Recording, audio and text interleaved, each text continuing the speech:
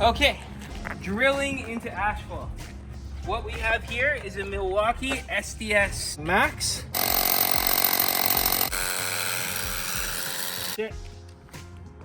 Now we can just hammer in a stake, or in this case just leave it like that, and we'll jackhammer them in shortly. Okay, jackhammering. Ear protection.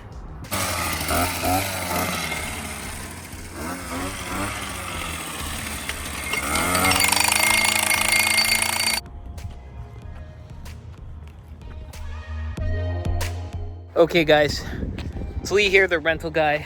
I'm on location where I previously had a tent. We forgot to patch the holes, so I'm back to patch the holes here. So this is asphalt here, and as you can see, we had this hole drilled out to where we were staking in.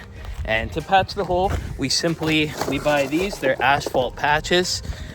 So you just take one of these and you stick it inside the hole, and then all you have to do is just grab a hammer and it's done. Very simple way to patch holes in asphalt. Thanks for watching.